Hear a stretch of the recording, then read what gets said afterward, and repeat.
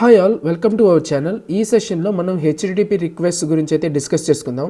ఇప్పటి వరకు మనం యాంగులర్లో కాన్సెప్ట్స్ అన్ని డిస్కస్ చేసుకుంటూ వచ్చాం అండ్ ఇంకా ఉన్నాయి. అండ్ ఈ కాన్సెప్ట్స్ యూస్ చేసుకొని అండ్ మీకున్న ప్రోగ్రామింగ్ నాలెడ్జ్తో ఏదైనా రియల్ టైం ప్రాజెక్ట్స్ అనేవి మీరు ప్రిపేర్ అయితే చేయొచ్చు. ఈ హెచ్టిటిపి రిక్వెస్ట్ గురించి తెలుసుకున్న తర్వాత ఏపీఐ ఇంటిగ్రేషన్స్ అనేవి ఏ విధంగా చేయాలి అండ్ ఏపీఐ కాలింగ్స్ అనేటివి ఏ విధంగా చేయాలి అనేది నీట్గా తెలుసుకున్న తర్వాత మీరు ఇంకా రియల్ టైం ప్రాజెక్ట్స్లో అయితే స్టార్ట్ చేసేయచ్చు. అంటే బిల్డ్ చేయడానికి స్టార్ట్ చేయొచ్చు. ఏమన్నా చిన్న చిన్న ఐడియాస్ అనేవి తీసుకొని బిల్డ్ చేయండి. మీ హ్యాండ్స్ ఆన్ ఎక్స్పీరియన్స్ కూడా పెరుగుతుంది. యాంగులర్ ఫ్రేమ్వర్క్తో ఏ విధంగా వర్క్ చేయాలి అనేది కానీ అండ్ ఈ రిక్వెస్ట్లు సెండ్ చేయడం కానీ అండ్ రెస్పాన్సెస్ రిటర్న్ బ్యాక్ రావడం కానీ అండ్ వచ్చిన రెస్పాన్సెస్ని డేటాని ఏ విధంగా హ్యాండిల్ చేయాలి అనేది కానీ ఈ వే ఆఫ్ ప్రాసెస్ ఈ అప్లికేషన్ ఏ విధంగా హ్యాండిల్ చేయాలి అనేది చాలా డీటెయిల్గా అయితే అర్థమవుతుంది మీరు కానీ రియల్ టైం ప్రాజెక్ట్స్లో కానీ ఇన్వాల్వ్ కానీ అయితే. ఈ హెచ్టిటిపి రిక్వెస్ట్ గురించి అయితే నేను ఈ వీడియోలో అయితే నీట్గా డిస్కస్ చేస్తాను అండ్ నీట్గా ఒక్కొక్క రిక్వెస్ట్ అనేది దేనికి యూస్ చేస్తాం అనేది చాలా డీటెయిల్గా అయితే చెప్తాను. అండ్ ఈ వీడియో ఫుల్గా అయితే చూడండి. అండ్ దీని తర్వాత నేను ఏపీఐ ఇంటిగ్రేషన్స్ అనేవి ఏ విధంగా చేయాలి, ఏపీఐ కాలింగ్స్ అనేవి యాంగులర్ అప్లికేషన్ నుంచి ఏ విధంగా చేయాలి అనేది నెక్స్ట్ సెషన్లో చెప్తాను. సో ఈ 2 సెషన్స్ అనేవి కంప్లీట్గా నీట్గా చూడండి అండ్ తర్వాత మీ రియల్ టైం ప్రాజెక్ట్స్లో అయితే ఇన్వాల్వ్ అవ్వండి. ఓకే, అండ్ వాటికి కూడా కొన్ని ఐడియాస్ అయితే ఇస్తాను. అంటే ఏ ప్రాజెక్ట్స్ అనేవి బిగినర్స్కి స్టార్ట్ చేయొచ్చు అనేది. అండ్ ఈ హెచ్టిటిపి రిక్వెస్ట్లు వచ్చేసి మెయిన్గా ఎందుకు యూస్ చేస్తామంటే ఫ్రంట్ ఎండ్ సైడ్ నుంచి అంటే క్లయింట్ సైడ్ నుంచి సర్వర్ సైడ్కి కమ్యూనికేషన్ అనేది బిల్డ్ అవ్వాలంటే ఈ కమ్యూనికేషన్ అనేది జరగాలి అంటే ఈ హెచ్టిటిపి రిక్వెస్ట్ యూస్ చేసే మనం ఈ కమ్యూనికేషన్ అనేది జరుగుతూ ఉంటుంది. అంటే ఫర్ ఎగ్జాంపుల్ ఇప్పుడు ఒక డేటా అనేది రిట్రైవ్ చేసుకోవాలి. క్లయింట్ సైడ్ నుంచి ఒక రిక్వెస్ట్ అనేది సెండ్ చేస్తాం, గెట్ రిక్వెస్ట్ అనేది సెండ్ చేస్తాం అండ్ రిటర్న్ బ్యాక్ రెస్పాన్స్ అనేది మనం అనుకున్న డేటా అనేది రిటర్న్ బ్యాక్ రెస్పాన్స్ ద్వారా వస్తుంది. సో ఈ విధంగా హెచ్టిటిపి రిక్వెస్ట్స్ అనేటివి యూస్ చేసి మనం సర్వర్కి రిక్వెస్ట్ అనేది సెండ్ చేస్తే రిటర్న్ బ్యాక్ రెస్పాన్స్ అనేది మనకి పంపిస్తుంది. ఓకే, సో ఇలాంటి వే ఆఫ్ ప్రాసెస్ అంతా ఈ హెచ్టిటిపి రిక్వెస్ట్ యూస్ చేసి ఏ విధంగా చేస్తాం అనేది డీటెయిల్గా చెప్తాను. సో ఇక్కడ చూడండి, క్లయింట్ అనేది ఉంది అండ్ సర్వర్ అనేది ఉంది. సో క్లయింట్ సైడ్ వచ్చేసి యూజర్ అప్లికేషన్ ఎవరైతే యూస్ చేస్తుంటారో అది వచ్చేసి క్లయింట్ సైడ్. అండ్ ఇప్పుడు ఒక డేటా అనేది రిట్రైవ్ చేసుకోవాలి అనుకుంటే ఒక రిక్వెస్ట్ అనేది సెండ్ చేస్తాం ఇంటర్నల్గా. ఇప్పుడు మనకి ఒక బటన్ అనేది కనపడుతుంది. ఫర్ ఎగ్జాంపుల్ ఏదైనా గెట్ డేటా అనేది ఉంటుంది అండ్ ఆ డేటా అనేది రిట్రైవ్ చేసుకోవాలంటే జస్ట్ యూజర్కి ఒక బటన్ అనేది కనపడుతుంది. కాకపోతే ఇంటర్నల్గా ఏం జరుగుతుంది అంటే ఒక సర్వర్కి ఒక రిక్వెస్ట్ అనేది సెండ్ చేస్తున్నాం. ఒక గెట్ రిక్వెస్ట్ కానీ పోస్ట్ రిక్వెస్ట్ కానీ ఏదో ఒక రిక్వెస్ట్ అనేది సెండ్ చేస్తున్నాం. అండ్ సెండ్ చేసిన తర్వాత మనకి పర్టికులర్ డేటా అనేది ఫిల్టర్ అవుట్ చేసి సర్వర్ సైడ్ ఫిల్టర్ అవుట్ చేసి రిటర్న్ బ్యాక్ రెస్పాన్స్ అనేది మళ్ళీ క్లయింట్కే పంపిస్తుంది. సో ఇక్కడ రెస్పాన్స్ అనేది క్లయింట్కి కనపడుతుంది. ఓకే, సో ఇప్పుడు ఏదైనా మనం ఒక రికార్డ్ అనేది చూడాలి అనుకుంటే ఒక రిక్వెస్ట్ అనేది సెండ్ చేసామంటే రిటర్న్ బ్యాక్ రెస్పాన్స్ అనేది వస్తుంది. ఆ రికార్డ్ అనేది యూజర్ అనేది చూడగలుగుతారు. ఓకే, క్లయింట్ సైడ్కి రెస్పాన్స్ వస్తుంది అండ్ ఆ రికార్డ్ అనేది చూడగలుగుతారు. ఓకే, సో ఈ హెచ్టిటిపి రిక్వెస్ట్ అనే ప్రాసెస్ ఈ విధంగా ఉంటుంది. ఒక రిక్వెస్ట్ సెండ్ చేయడం, రిటర్న్ బ్యాక్ రెస్పాన్స్ రావడం. అది ఎర్రర్ అయినా కానీ సక్సెస్ రెస్పాన్స్ అయినా కానీ.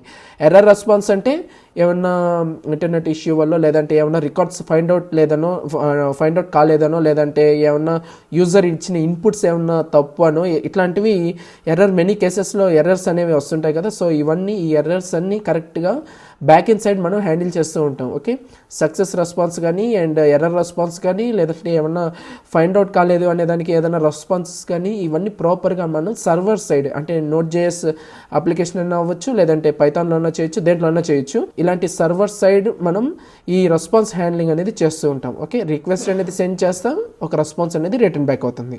ఈ విధంగా యూజర్ అనేవారు అనుకున్న డేటా సబ్మిట్ చేయాలన్నా కానీ అండ్ అనుకున్న డేటాని రిట్రైవ్ చేసుకోవాలి అన్నా కానీ ఈ హెచ్టిటిపి రిక్వెస్ట్స్ ద్వారా మనం ఈ ప్రాసెస్ అనేది జరుగుతూ ఉంటుంది. ఓకే, సో ఈ 4 హెచ్టిటిపి రిక్వెస్ట్లు ఉంటాయి. ఒకటి గెట్, ఇంకొకటి పోస్ట్ రిక్వెస్ట్, ఇంకొకటి పుట్ రిక్వెస్ట్, ఇంకొకటి డిలీట్ రిక్వెస్ట్ అండ్ ఇంకోటి ప్యాచ్ రిక్వెస్ట్ కూడా ఉంటుంది. ప్యాచ్ రిక్వెస్ట్కి పుట్ రిక్వెస్ట్కి ఉన్న డిఫరెన్స్ ఏంటి, ఇవి రెండు అప్డేట్ కోసం యూస్ చేస్తూ ఉంటాం. వీటి యొక్క డిఫరెన్స్ ఏంటి అనేది తర్వాత సెషన్లో చెప్తాను. మెయిన్గా ఈ 4 హెచ్టిటిపి రిక్వెస్ట్ గురించి అయితే డీటెయిల్గా అయితే చూద్దాం. అండ్ ఫస్ట్ది వచ్చేసి గెట్. ఓకే, గెట్ రిక్వెస్ట్ వచ్చేసి దాని యొక్క స్ట్రక్చర్ అనేది ఈ విధంగా ఉంటుంది. అండ్ గెట్ రిక్వెస్ట్లో మనకి బాడీ పార్ట్ అనేది ఉండదు. ఓకే, సో మామూలుగా కొన్ని రిక్వెస్ట్కి పోస్ట్ కానీ పుట్ కానీ వీటికి ఏ విధంగా ఉంటుందంటే ఒక బాడీ పార్ట్ అనేది ఉంటుంది. ఓకే, ఒక యూఆర్ఎల్ పార్ట్ ఒకటి, ఒక బాడీ పార్ట్ ఒకటి. యూఆర్ఎల్ పార్ట్ అనేది మీకు చెప్తాను. ఓకే, ఇక్కడ యూఆర్ఎల్ అనేది మనం HTTP local host 9000 API slash get user data అనేది ఒక URL. Okay, and me server code వచ్చేసి మీ ఏపీఐ సర్వర్ కోడ్ వచ్చేసి 9000 పోర్ట్లో రన్ అవుతుంది. అంటే నేను లోకల్ సిస్టమ్ గురించి చెప్తున్నాను, అంటే లోకల్లో మీరు ప్రాజెక్ట్ రన్ చేస్తారు కదా, దాని గురించి చెప్తున్నాను. అండ్ మీ యాంగులర్ అప్లికేషన్ వచ్చేసి 4200లో మీ యాంగులర్ అప్లికేషన్ అనేది రన్ అవుతుంది.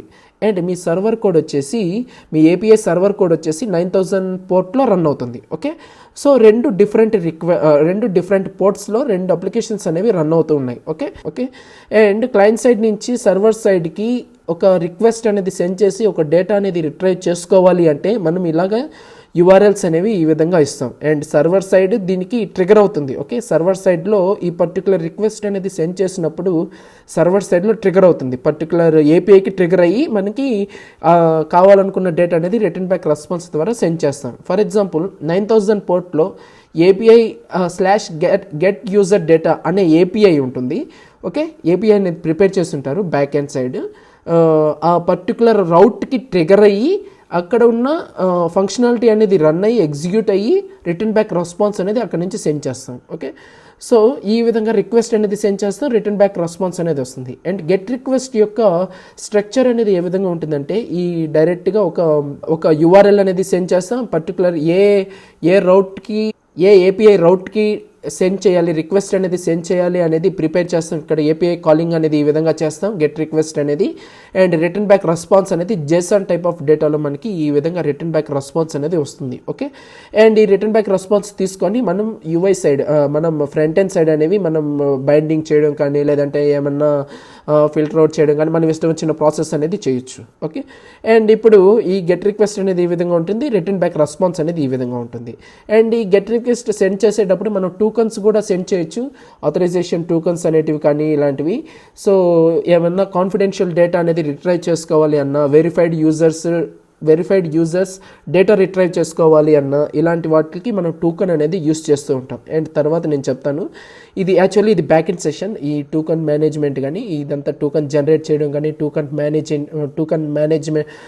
చేయడం కానీ ఇవన్నీ బ్యాక్ ఎండ్ ప్రాసెస్. సో నేను ఆల్రెడీ వీడియో కూడా చేస్తున్నాను, JWT అథెంటికేషన్ ఏ విధంగా చేయాలి అనేది. ఒకవేళ మీకు ఇంట్రెస్ట్ ఉంటే చూడండి, Node.js యూస్ చేసి పైన ఐకార్డ్లో నేను లింక్ అయితే ఇచ్చున్నాను. సో ఎవరైనా ఇంట్రెస్ట్ ఉండి చూడాలి అనుకుంటే ఆ వీడియో అయితే చూడండి. ఓకే, అండ్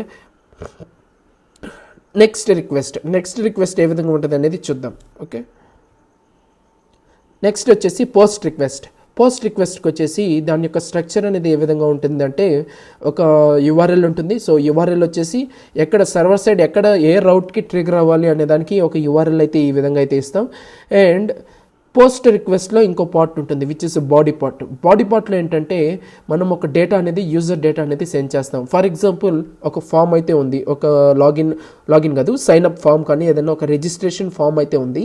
అండ్ ఆ రిజిస్ట్రేషన్ ఫామ్ అనేది సెండ్ చేయాలి అనుకుంటే సర్వర్ సైడ్కి సెండ్ చేసి డేటాబేస్లో స్టోర్ చేయాలి, పర్టికులర్ యూజర్ రికార్డ్ కింద స్టోర్ చేయాలి అనుకుంటే మనం యూజర్ సైడ్ నుంచి యూజర్ ఏదైతే డేటా ఇస్తారో ఆ డేటా అనేది జేసన్ టైప్లో మనం పోస్ట్ రిక్వెస్ట్లో సెండ్ చేయొచ్చు. ఓకే, అండ్ పోస్ట్ రిక్వెస్ట్ యొక్క యూఆర్ఎల్ అనేది ఈ విధంగా ఉంటుంది. అండ్ ఇక్కడ 9000 పోర్ట్లో /API /post యూజర్ డేటా అనే ఏపీఐకి అనే రౌట్కి బ్యాక్ అండ్ సర్వర్ సైడ్ మనం కోడ్ అయితే ఇచ్చుంటాం కదా. సో అక్కడ రౌట్స్ అనేవి ఇచ్చుంటాం, ఆ పర్టికులర్ రౌట్కి ట్రిగర్ అయ్యి ఈ డేటా అనేది అక్కడ కలెక్ట్ చేసుకొని ఆ ఇచ్చిన డేటా ఏ యూజర్ అయితే ఇస్తున్నారో ఈ డేటా అనేది ఈ పర్టికులర్ యూజర్ రికార్డ్ అనేది మనం డీబీలో మెయింటైన్ చేయొచ్చు. ఓకే, సో పోస్ట్ రిక్వెస్ట్ అనేది ఈ విధంగా ఉంటుంది దీని యొక్క స్ట్రక్చర్. అండ్ రిక్వెస్ట్ సెండ్ చేస్తాం వన్స్ డేటా అనేది సక్సెస్ఫుల్గా సబ్మిట్ చేసామంటే, సక్సెస్ఫుల్గా డేటాబేస్లో స్టోర్ అయింది అంటే మనకి కన్ఫర్మేషన్ కోసం రెస్పాన్స్ అనేది రిటర్న్ బ్యాక్ క్లయింట్కి పంపించాలి. ఏ విధంగా అంటే ఇట్లాగ స్టేటస్ అనో కానీ, లేదంటే ఏమన్నా స్టేటస్ కోడ్స్ ద్వారా కానీ, లేదంటే ఇంకా ఏమన్నా మీ ఇష్టం వచ్చినట్టు పంపించవచ్చు. నేనైతే జస్ట్ స్టేటస్ ఓకే అని ఇచ్చాను. అండ్ డేటా ఇక్కడ చూడండి, యూజర్ డేటా సబ్మిటెడ్ సక్సెస్ఫుల్లీ. ఈ విధంగా ఇది మీ ఇష్టం వచ్చినట్టు మీ స్టాండర్డ్స్ అనేవి మెయింటైన్ చేసుకోవచ్చు. ఈ రెస్పాన్సెస్ అనేవి ఏ విధంగా చూపించాలి అనేది. అండ్ ఒకవేళ ఎర్రర్ అయితే ఎర్రర్ రెస్పాన్స్ అనేది చూపించండి, స్టేటస్ అనేది ఎర్రర్ అనేది చూపించండి, అండ్ లేదంటే పర్టికులర్ స్టేటస్ కోడ్స్ అన్న చూపించండి. ఓకే, రెస్పాన్స్ అనేది ఈ విధంగా రిటర్న్ చేయాలి. ఓకే, ఫర్ కన్ఫర్మేషన్కి ఒకటే, కన్ఫర్మేషన్ కోసం మనం రిక్వెస్ట్ అనేది సెండ్ చేసిన తర్వాత రిటర్న్ బ్యాక్ రెస్పాన్స్ అనేది ఈ విధంగా మనకి రిటర్న్ బ్యాక్ అయితే వస్తుంది. ఓకే, క్లయింట్ సైడ్కి వస్తుంది.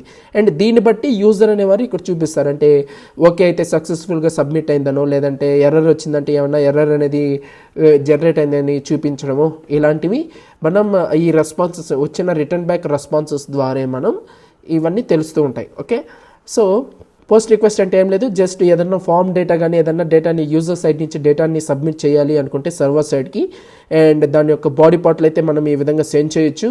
అండ్ దాని యొక్క యూఆర్ఎల్ అనేది ఈ విధంగా అయితే ప్రిపేర్ చేసి ఆ పర్టికులర్ యూజర్ డేటా అనేది సర్వర్ సైడ్కి సెండ్ చేయొచ్చు. సెండ్ చేసి సర్వర్ సైడ్లో మీరు రాసుకోవాలి కోడ్ అనేది, అంటే డీబీలో ఎక్కడ స్టోర్ అవ్వాలి అనేది సర్వర్ సైడ్లో మీరు రాసుకోవచ్చు. ఓకే, సో పోస్ట్ రిక్వెస్ట్ వచ్చేసి మెయిన్గా ఏదైనా ఫామ్ సబ్మిషన్ కానీ, ఏదైనా యూజర్ డేటా సబ్మిషన్ కానీ దీనికి యూస్ చేస్తూ ఉంటాం.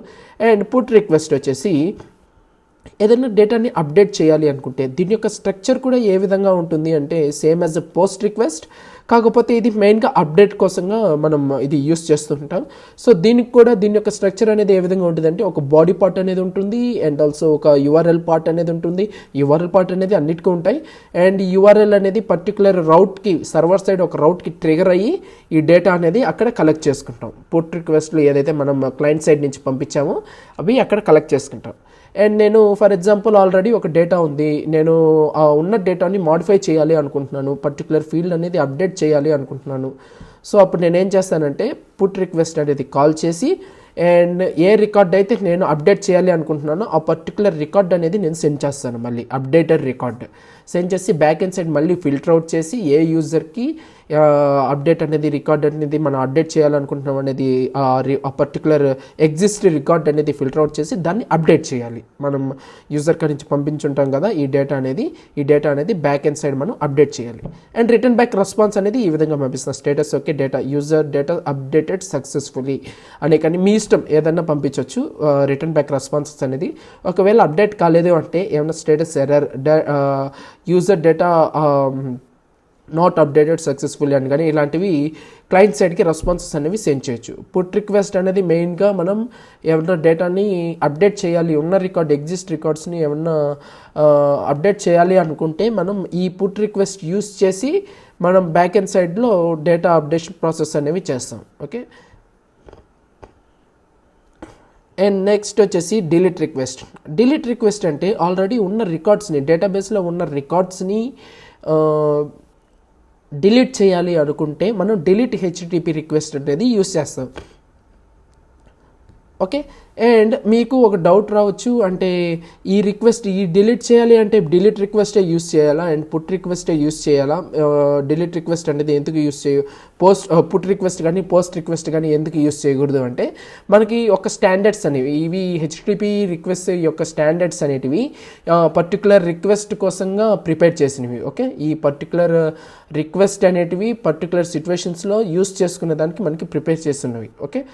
ఓకే, సో మీరు ఒక మీ స్టాండర్డ్స్ అనేవి మెయింటైన్ చేయాలి అనుకుంటే డిలీట్ రిక్వెస్ట్కి ఏదైనా రికార్డ్ని డిలీట్ చేయాలి అనుకుంటేనే ఈ డిలీట్ రిక్వెస్ట్ అనేది యూస్ చేయండి. ఏదైనా డేటాని అప్డేట్ చేయాలి అనుకుంటేనే ఈ పుట్ రిక్వెస్ట్ అనేది యూస్ చేయండి. అండ్ ఏదైనా డేటాని పోస్ట్ చేయాలి అనుకుంటేనే, ఏదైనా డేటాని సబ్మిట్ చేయాలి అనుకుంటే క్లయింట్ సైడ్ నుంచి సర్వర్ సైడ్కి పోస్ట్ రిక్వెస్ట్ అనేది యూస్ చేయండి. అండ్ ఏదైనా డేటాని రిట్రైవ్ చేసుకోవాలి అనుకుంటే మీరు గెట్ రిక్వెస్ట్ అనేది యూస్ చేయండి. ఈ స్టాండర్డ్స్ మీరు కానీ కరెక్ట్గా కానీ మెయింటైన్ చేస్తేనే మీ ఏపీఐ సర్వర్ కోడ్ పర్ఫార్మెన్స్ కానీ అండ్ ఏపీఐ ఈ హెచ్టిటిపి రిక్వెస్ట్ పర్ఫార్మెన్స్ కానీ ఇవన్నీ కరెక్ట్గా ఉంటాయి. ఓకే, సో మీ స్టాండర్డ్స్ అనేవి ఈ విధంగానే మెయింటైన్ చేయండి. అండ్ ఇక్కడ డిలీట్ యొక్క స్ట్రక్చర్ అనేది జస్ట్ యూఆర్ఎల్ ద్వారా మనం కాలింగ్ అనేది ఏపీఐ కాల్ అనేది చేయాలి. సో ఇక్కడ API/delete user/id అనేది ఒకటి ఇచ్చాం. సో ఈ ఐడీస్ అనేటివి యూనిక్గా ఉంటాయి. ఒక్కొక్క యూజర్కి ఒక్కొక్క యూజర్కి కాదు, ఒక్కొక్క రికార్డ్కి స్టోర్ చేసేటప్పుడు ఒక్కొక్క ఐడి అనేది జనరేట్ చేస్తూ ఉంటాం. అండ్ ఏ ఐడిని డిలీట్ యూజర్ అనేది ఉంది కదా, సో డేటాబేస్లో ఒక యూజర్ని డిలీట్ చేయాలి అనేటట్టుగా అయితే ఇక్కడ ఒక URL అనేది ప్రిపేర్ చేశాను. అండ్ ఈ పర్టికులర్ ఐడితో ఉన్న రికార్డ్ అనేది డిలీట్ చేయాలి. Okay, so once deleted status అనేది ఓకేగా చూపిస్తున్నాం. And user record deleted successfully అనేది అయితే ఒక డేటాగా అయితే రిటర్న్ బ్యాక్ రెస్పాన్స్ లాగా చూపిస్తున్నాం. ఓకే, సో దీని ద్వారా మనకి యూజర్కి అర్థమవుతుంది డిలీట్ సక్సెస్ఫుల్గా అయిందా లేదా అనేది. ఓకే, సో ఇది గైస్ HTTP రిక్వెస్ట్ అనేటివి. అండ్ ప్యాచ్ రిక్వెస్ట్ అనేది అప్డేట్ చేయాలి అనుకుంటే, పర్టికులర్ ఫీల్డ్ ఒకటే అప్డేట్ చేయాలి అనుకుంటే మనం ప్యాచ్ రిక్వెస్ట్ అనేది సెండ్ చేస్తాం. అండ్ పుట్ రిక్వెస్ట్ వచ్చేసి హోల్ రికార్డ్ మొత్తం ఆబ్జెక్ట్ మొత్తం మోడిఫై చేయాలి అనుకుంటేనే పుట్ రిక్వెస్ట్ అనేది యూస్ చేస్తాం. ఓకే, చెప్తాను పుట్ రిక్వెస్ట్కి ప్యాచ్ రిక్వెస్ట్కి ఈ యొక్క డిఫరెన్స్ ఏంటి అనేది.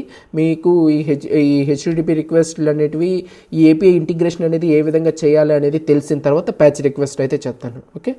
ఓకే, అండ్ మీలో ఎవరికైనా API సైడ్ అనేది నేర్చుకోవాలి, Node.js సైడ్ ఏమైనా నేర్చుకోవాలి అనుకుంటే ఆల్రెడీ నేను సెషన్స్ అనేవి క్రియేట్ చేస్తున్నాను, APIs ఏ విధంగా క్రియేట్ చేయాలి అనేది. అండ్ నెక్స్ట్ సెషన్లో మనం API ఇంటిగ్రేషన్ అనేది ఏ విధంగా చేయాలి, నేను ఆల్రెడీ డమ్మీ APIs అయితే క్రియేట్ చేస్తున్నాను. సో ఇప్పుడు మనం ఏదైతే థియరిటికల్గా డిస్కస్ అయితే చేస్తున్నామో అండ్ ఇవి ప్రాక్టికల్గా ఏ విధంగా ఇంప్లిమెంట్ చేయాలి, ఈ HTTP రిక్వెస్ట్ అనేవి కాలింగ్ ఏ విధంగా చేయాలి, అండ్ డేటా ఏ విధంగా సబ్మిట్ చేయాలి, రిటర్న్ బ్యాక్ రెస్పాన్సెస్ అనేటివి ఏ విధంగా హ్యాండిల్ చేయాలి అనేది తర్వాత సెషన్లో చాలా డీటెయిల్గా అయితే చెప్తాను గైస్. ఓకే గైస్, ఎవరైనా ఛానల్ని సబ్స్క్రైబ్ చేయనట్లయితే please do subscribe and do support to our channel. మన ఛానల్ నేమ్ అయితే చేంజ్ చేస్తున్నాం, ఎవరైనా కన్ఫ్యూజ్ అవుతారేమో. ఛానల్ నేమ్ వచ్చేసి కోడర్స్ ఇన్ఫినిటీ అండ్ ముందరున్న ప్రో హ్యాక్ వరల్డ్ కాదు, కోడర్స్ ఇన్ఫినిటీ. ఓకే, సో మీరు ఎప్పుడైనా ఛానల్ని సెర్చ్ చేయాలి అనుకుంటే కోడర్స్ ఇన్ఫినిటీ అని సెర్చ్ చేసేయండి. అండ్ సబ్స్క్రైబ్ చేసుకోవడం మర్చిపోవద్దు గైస్. Okay, thank you.